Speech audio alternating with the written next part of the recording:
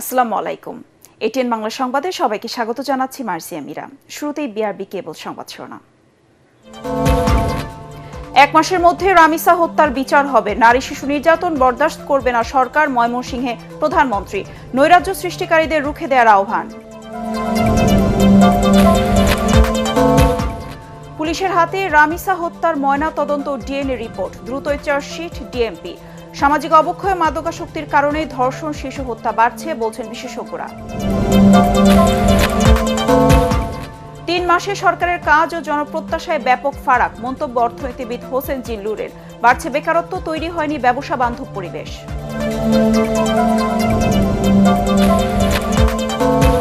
সাবেক উপদেষ্টা আসিফ মাহমুদের নিয়ম ভেঙে প্রকল্প অনুমোদনের তদন্ত চলছে। প্রতিমন্ত্রী শাহে আলম।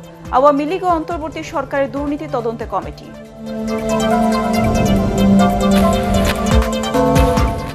পার্শ্ব ছাড়ালো হাম ও উপসর্গে মৃত্যু। ২৪ ঘন্টায় মারা গেছে ১৩ শিশু। হামের রোগীদের দায়িত্বরত ডাক্তার ও নার্সদের ঈদের ছুটি বাতিল।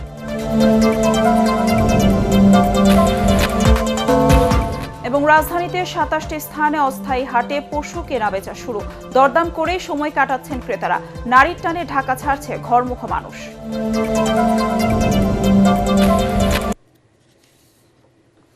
শুনছিলেন বিআরবি কেবল সংবাদ শিরোনাম। এবার বিস্তারিত।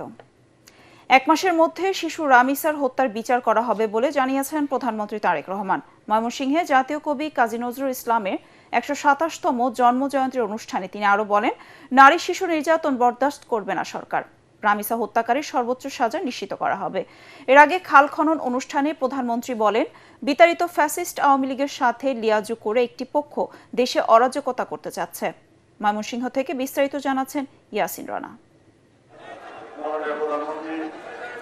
ত্রিশালের বৈলর ইউনিয়নে ধরার খালের পুনর্খননের সূচনা করতে ময়মনসিংহে আসেন প্রধানমন্ত্রী তারেক রহমান। উদ্বোধন শেষে দোয়া মোনাজাত ও খালপাড়ে গাছের চারা রোপণ করেন প্রধানমন্ত্রী।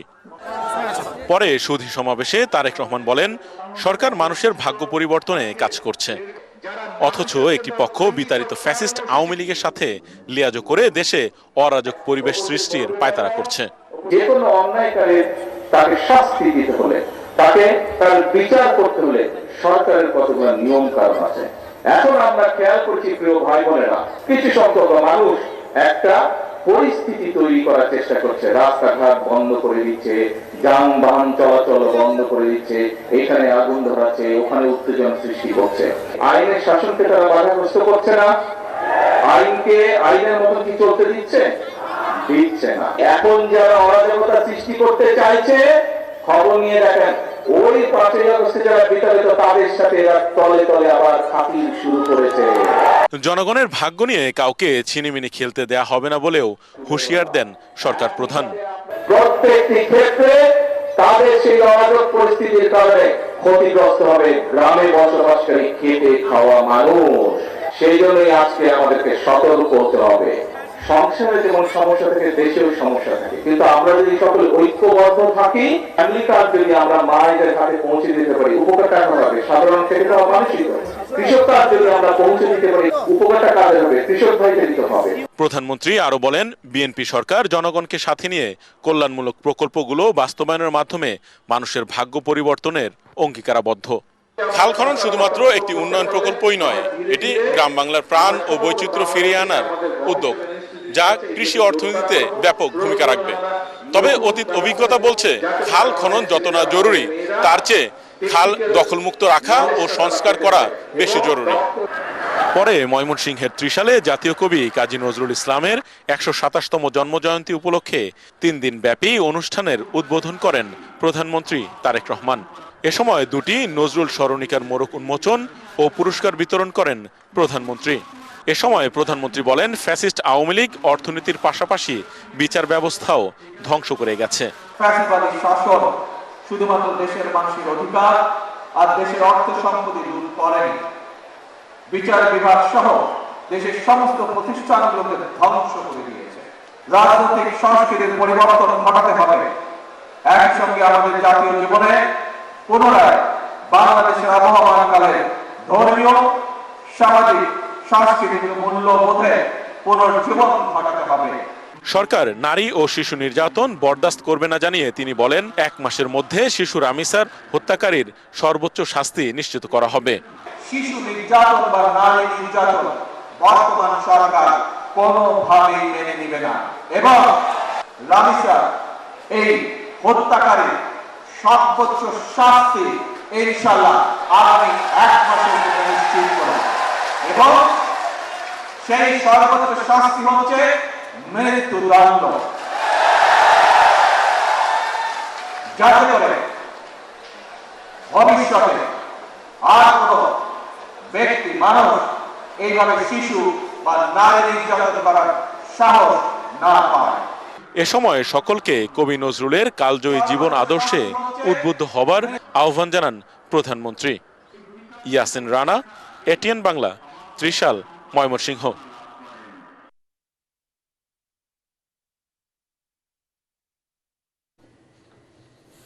শিশু রামিসা হত্যার ময়নাতদন্ত প্রতিবেদন, ডিএনএ পরীক্ষা এবং ফরেনসিক রিপোর্ট হাতে পেয়েছে পুলিশ। দ্রুতই আলোচিত এ মামলার চার্জশিট আদালতে দাখিল করা হবে বলে জানিয়েছেন DC media NM Nasiruddin. Monir Hossain তপর report. ঘাতক মাসুদ রানা নির্মমভাবে শিশু রামিসাকে পর গলা কেটে হত্যা করে, মরদেহ গুম করার জন্য শরীরকে খণ্ডিত করে। মানুষের উপস্থিতি টের পেয়ে গ্রিল কেটে পালিয়ে যায় ঘাতক সোহেল। ঢাকার চিফ মেট্রোপলিটন ম্যাজিস্ট্রেট আদালতে সোহেল এসব স্বীকার করে। সরকারের উচ্চ মহলের কঠোর নজরদারি থাকায় দ্রুত সময়ের মধ্যেই ময়নাতদন্ত প্রতিবেদন, ডিএনএ পরীক্ষা এবং ফরেনসিক প্রতিবেদন হাতে পায় পুলিশ। এ মামলার তদন্ত কর্মকর্তা ওহিদুজ্জামান জানান, চার্জশিট তৈরির কাজ চলছে। 164 জবানবন্দি হয়েছে, তারপরে তার যে ডিএনএ টেস্ট সেটিও আমরা রিপোর্ট পেয়েছি, পোস্টমর্টেম রিপোর্টও আমরা অলরেডি পেয়ে গেছি। আমরা খুব তদন্তের মূল কার্যক্রমগুলি আমাদের প্রায় সম্পন্ন হওয়ার পথে। আমরা খুব দ্রুততম সময়ের মধ্যে অভিযোগপত্র প্রস্তুতি কাজ চলছে, সম্পন্ন হয়ে গেলে আমরা বিজ্ঞ আদালতে স্বল্পতম সময়ের মধ্যে সাবমিট করব। রামিসা হত্যাকারী ঘাতক সোহেল রানা সহ আসামিদের সর্বোচ্চ শাস্তি নিশ্চিত করতে কাজ করছে প্রশাসন। হত্যাকাণ্ডটি সংঘটিত করেছে, হত্যাকাণ্ডের আগে সে ধর্ষণ করেছে বলে সে বিজ্ঞ আদালতে স্বীকার করেছে এবং সে অনুযায়ী তার পরবর্তী যে অন্যান্য আনুষঙ্গিক তদন্ত সেটি আমাদের সম্পন্ন হচ্ছে। সবকিছু ঠিকঠাক থাকলে রোববারের মধ্যে আদালতে চার্জশিট জমা দিতে পারে পুলিশ। মনির হোসেন তপু, এটিএন বাংলা, ঢাকা। ঈদের পরেই রামিসা হত্যার বিচার শুরু হবে বলে জানিয়েছেন আইনমন্ত্রী মোহাম্মদ আসাদুজ্জামান। তিনি বলেন, সরকার দ্রুততম সময়ে রামিসা হত্যার বিচার শেষ করতে চায়। রাজধানীতে এক আলোচনা সভায় আইনমন্ত্রী এসব কথা বলেন।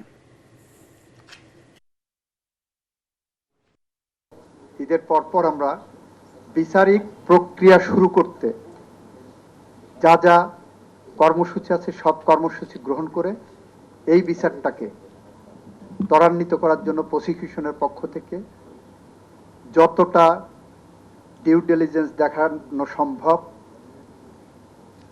সাধারণ জনগণ, দেশে বিদেশে মানুষ এই বিচার শেষ করতে যতটা প্রত্যাশা করে, আমরা আশা করি সেই প্রত্যাশা পূরণ করতে আমরা সক্ষম হব।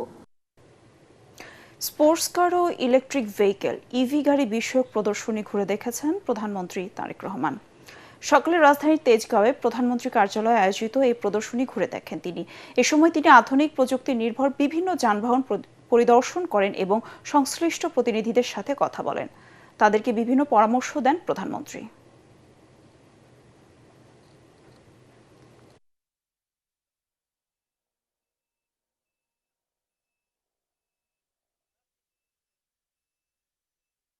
মীরের সরাইতে 100 একর জায়গার উপরে বেজা যে ল্যান্ডটা দিয়েছে ওইটার উপরে আমরা একটা গাড়ির ইন্ডাস্ট্রি বানিয়েছি।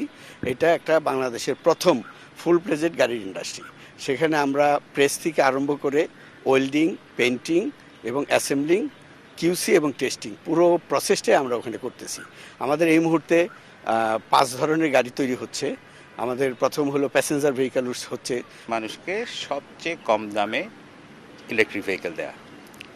দ্বিতীয় লক্ষ্য হচ্ছে একটা নতুন এক্সপোর্ট সেক্টর ওপেন করা, যেটা আমরা মনে করতেছি যে গার্মেন্টসের চেয়েও বড় একটা এক্সপোর্ট সেক্টর হতে পারে বাংলাদেশ থেকে ইভি রপ্তানি। বর্তমান সরকারের ৩ মাস মেয়াদে জনগণের প্রত্যাশা এবং কাজে ব্যাপক ফারাক রয়েছে বলে মন্তব্য করেছেন অর্থনীতিবিদ ডক্টর হোসেন জিল্লুর রহমান। অনলাইনে power and participation research centre PPRC আয়োজিত আলোচনা অনুষ্ঠানে তিনি বলেন, বর্তমানে বেকারত্ব আকাশচুম্বী।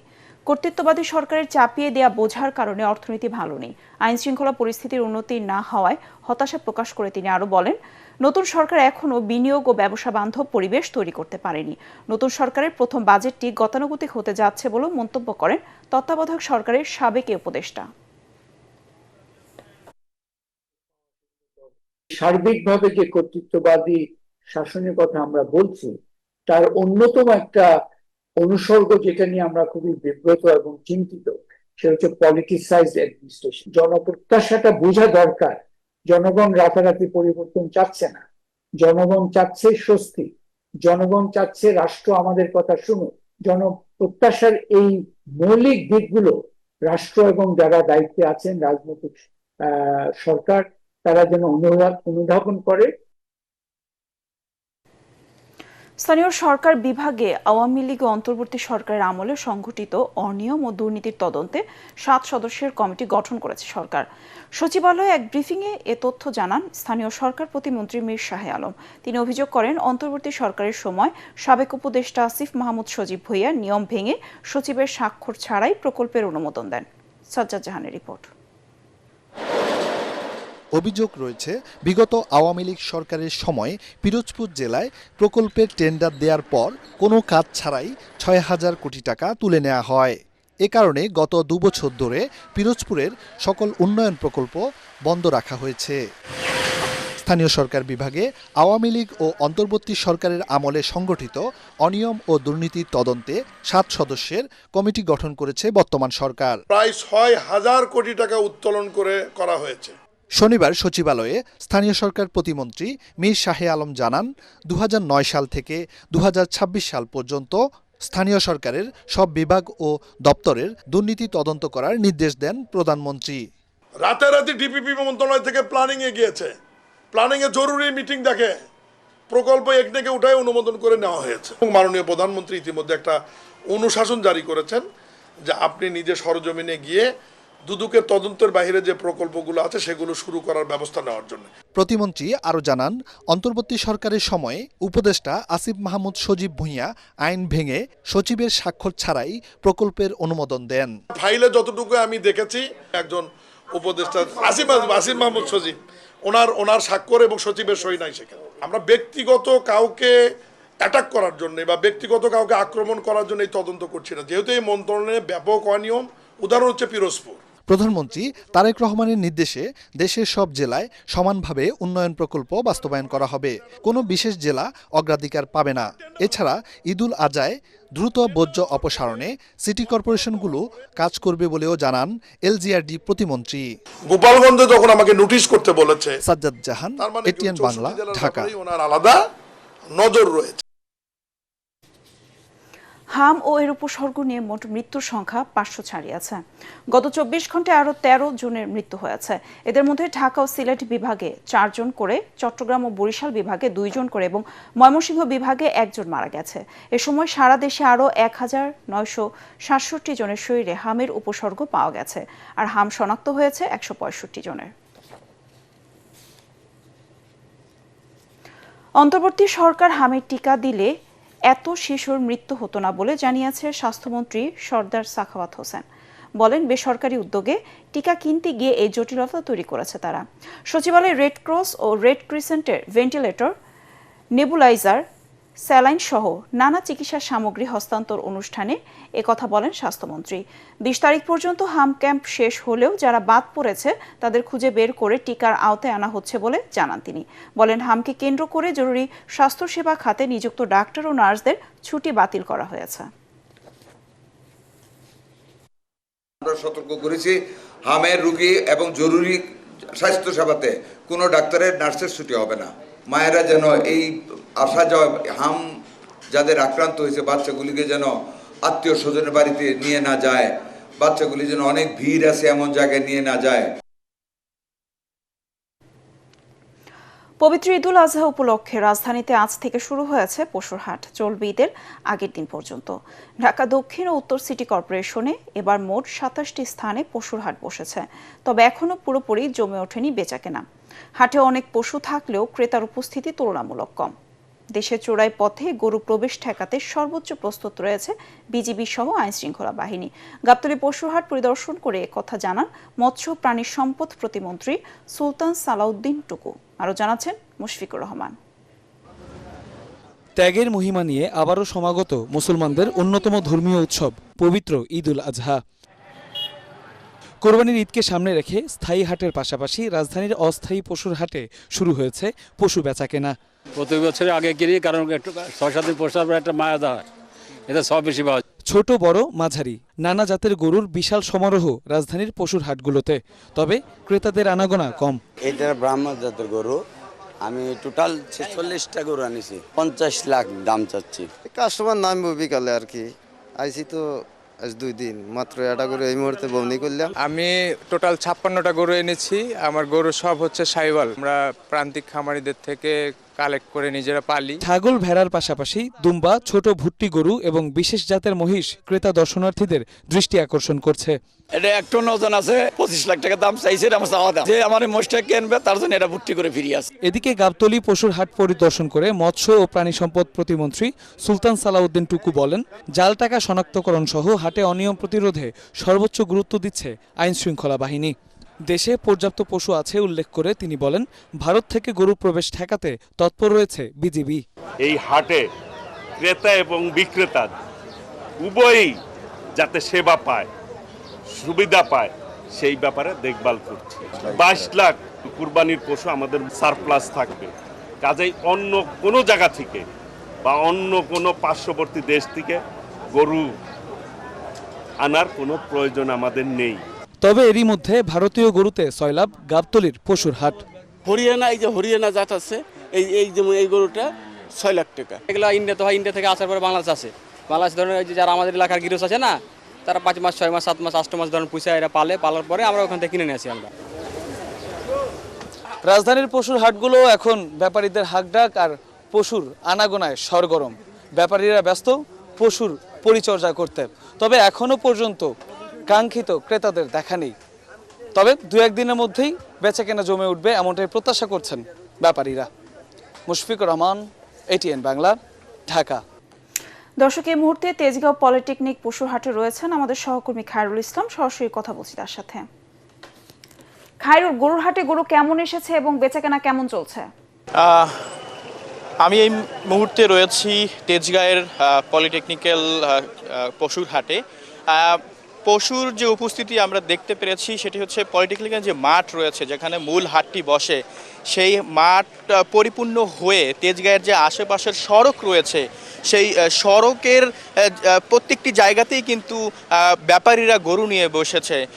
অসংখ্য গরু আমরা এখানে দেখেছি। এখানে ছোট বড় মাঝারি সব ধরনের গরু কিন্তু এই হাটে রয়েছে। গরুর পাশাপাশি ছাগল দেখেছি আমরা, দুম্বা, তবে উট এখনও সেভাবে আমাদের চোখে পড়েনি। এখানে ক্রেতাদের সংখ্যা কিন্তু সেভাবে লক্ষ্য করা যায়নি। যারা আসছেন তারা গরু দেখে চলে যাচ্ছেন। আবার অনেক ক্রেতারাই বলছেন যে এখানে গরুর দাম চাওয়া হচ্ছে দ্বিগুণ হারে। যে গরু 1 থেকে 1.5 লাখ টাকা, সেই গরু তারা চাইছেন 3 লাখ 2 লাখ টাকার মতো। তবে অনেকে ধারণা করছেন আগামী পরশুদিন থেকে সরকারি ছুটি হওয়ার পর হাটগুলোতে ক্রেতাদের আনাগোনা বাড়বে কিংবা গরুর বেচাকেনা হবে। এছাড়াও কিন্তু গরুর হাটে আইন শৃঙ্খলা বাহিনীর পাশাপাশি কিন্তু কয়েকশো ভলান্টিয়ারও রয়েছেন সকল ধরনের নাশকতা এড়াতে। জাল নোট শনাক্ত করার জন্য কিন্তু বেশ কিছু বুথও আমরা কিন্তু এই গরুর হাটের আশপাশে আমরা দেখেছি। এই ছিল আমার কাছ থেকে গরুর হাট থেকে সর্বশেষ খবর। আপনাকে ধন্যবাদ। দর্শক, এতক্ষণ আমরা সরাসরি যুক্ত ছিলাম গরুর হাটে। চলে যাচ্ছি পরবর্তী সংবাদে। পবিত্র ঈদুল আজহা উপলক্ষে বাড়ির পথে রাজধানীবাসী। সায়দাবাদ, যাত্রাবাড়ি, গাবতলী বাস টার্মিনাল ও কমলাপুর রেল স্টেশনে যাত্রীদের ভিড় ছিল চোখে পড়ার মতো। এদিকে যান্ত্রিক ত্রুটির কারণে সকালে বেশ কিছু ট্রেন দেরিতে স্টেশন ছেড়ে গেছে। এদিকে বাসে অতিরিক্ত ভাড়া আদায়ের অভিযোগ যাত্রীদের। রাজধানীবাসীর ঈদ যাত্রার খবর জানাচ্ছেন তৌহিদুর রহমান তুহি। ঈদের আনন্দ ভাগ করে নিতে নারীর টানে বাড়ি ফেরা।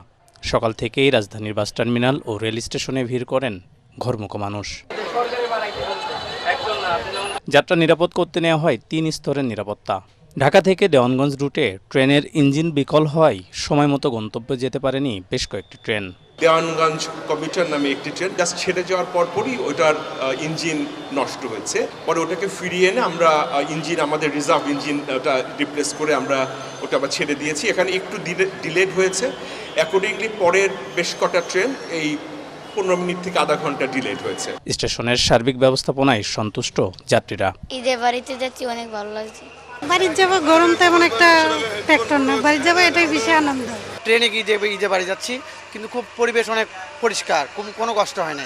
স্বাভাবিক আছে, এভাবে থাকলে আশা করি যাত্রীরা ভোগান্তি কমই হবে। বাস কাউন্টারগুলোতে এখনো মিলছে টিকিট, তবে কিছু ক্ষেত্রে অতিরিক্ত ভাড়া নেওয়ার অভিযোগ যাত্রীদের। 500-150 টাকা ভাড়া, আর এখন তারা 250 টাকা ভাড়া দাবি করতেছে। ভাড়া বেশি নিছে আর কি, হালকা বেশি নিছে। 650 করে নেয় ঈদের সময়, এখন 800। দুটা টিকিট কাটছি 1600 টাকা।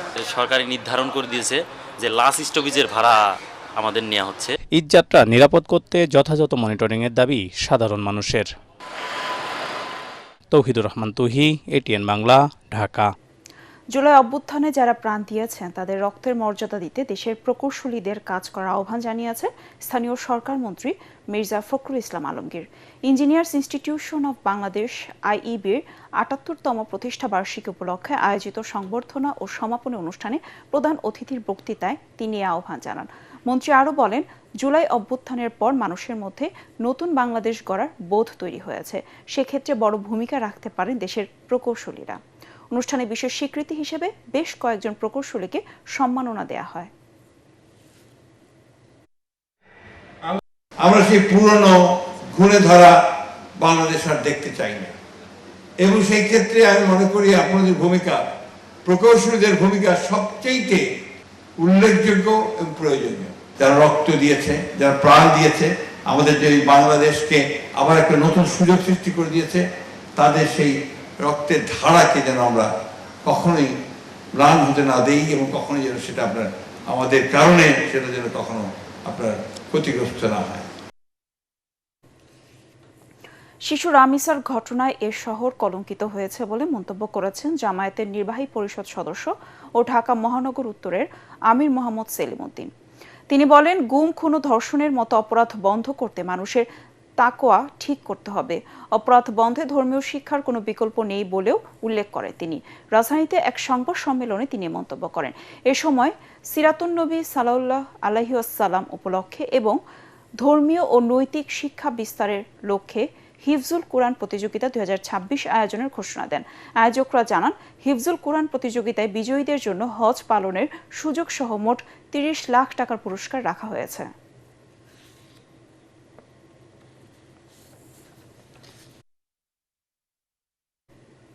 এবার অর্থ সংবাদ।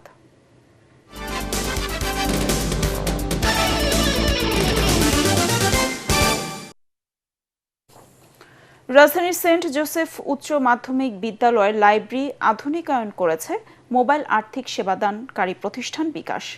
স্কুলটির সাবেক শিক্ষার্থী ও বিকাশ প্রয়াত কর্মকর্তা মাহফুজ সাদিকের স্মরণে লাইব্রেরির অবকাঠামোগত ও প্রযুক্তিগত সুবিধা বাড়ানো হয়। ফলে একসঙ্গে প্রায় 50 জন শিক্ষার্থী দ্রুত গতির ইন্টারনেটের মাধ্যমে দেশ বিদেশের ইবুক পড়ার সুযোগ পাবেন। এ উপলক্ষে স্কুল প্রাঙ্গণে আয়োজিত স্মরণ সভায় বিকাশের সিইও কামাল কাদির, স্কুলের অধ্যক্ষ ডক্টর ব্রাদার লিও জেমস পেরেইসা সহ মাহফুজ সাদিকের পরিবার এবং প্রাক্তন ও বর্তমান শিক্ষার্থীরা উপস্থিত ছিলেন। বিকাশ জানিয়েছে, প্রতিষ্ঠানটি 2014 সাল থেকে বিশ্ব সাহিত্য কেন্দ্রের মাধ্যমে 3000-এর বেশি শিক্ষা প্রতিষ্ঠানে 4 লাখের বেশি বই বিতরণ করেছে। এবার আন্তর্জাতিক সংবাদ।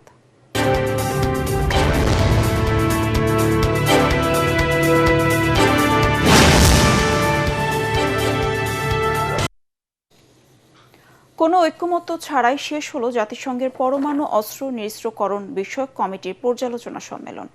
গুরুত্বপূর্ণ আয়োজনটি ব্যর্থ হওয়ায় গভীর হতাশা প্রকাশ করেছেন জাতিসংঘের মহাসচিব অ্যান্তোনিও গুতেরেস। বিশ্বকে নিরাপদ করার একটি বড় সুযোগ হাতছাড়া হলো বলেও মন্তব্য করেছেন তিনি। জাতিসংঘ মহাসচিবের মুখপাত্র স্টিফেন ডুরাজিক এক বিবৃতিতে মহাসচিবের এ উদ্বেগের কথা জানান। আল জাজিরায় প্রতিবেদনে তথ্য জানানো হয়। মহাসচিব আরও বলেন, পরমাণু অস্ত্রমুক্ত পৃথিবী গড়ে তুলতে চায় জাতিসংঘ। এবার খেলার খবর।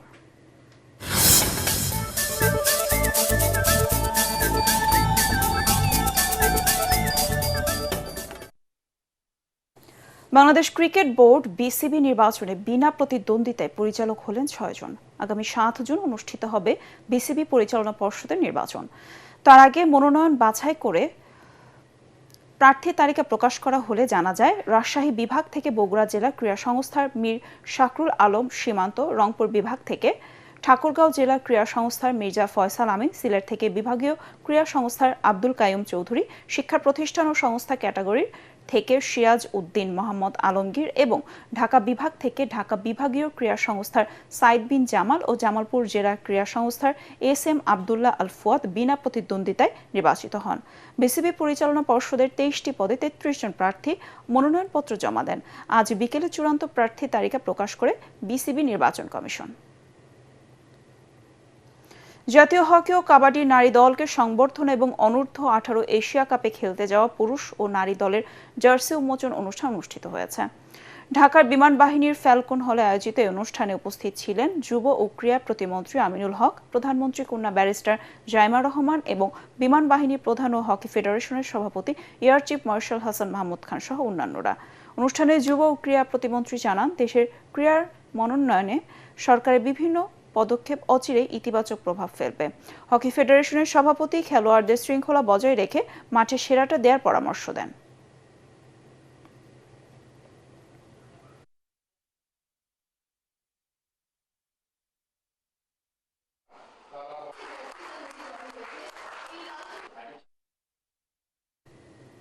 শেষ করার আগে বিআরবি কেবল সংবাদ শিরোনাম আরেকবার। 1 মাসের মধ্যে রামিসা হত্যার বিচার হবে। নারী শিশু নির্যাতন বরদাস্ত করবে না সরকার, ময়মনসিংহে প্রধানমন্ত্রী। নৈরাজ্য সৃষ্টিকারীদের রুখে দেওয়ার আহ্বান। পুলিশের হাতে রামিসা হত্যার ময়না তদন্ত ডিএনএ রিপোর্ট, দ্রুতই চার্জশিট ডিএমপি। সামাজিক অবক্ষয় মাদকাসক্তির কারণেই ধর্ষণ শিশু হত্যা বাড়ছে বলছেন বিশেষজ্ঞরা। 3 মাসে সরকারের কাজ ও জনপ্রত্যাশায় ব্যাপক ফারাক, মন্তব্য অর্থনীতিবিদ হোসেন জিল্লুরের। বাড়ছে বেকারত্ব, তৈরি হয়নি ব্যবসা বান্ধব পরিবেশ।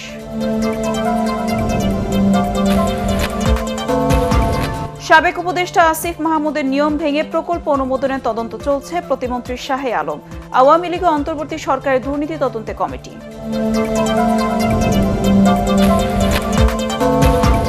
500 ছাড়ালো হাম ও উপসর্গে মৃত্যু, 24 ঘন্টায় মারা গেছে 13 শিশু। হামের রোগীদের দায়িত্বরত ডাক্তার ও নার্সদের ঈদের ছুটি বাতিল।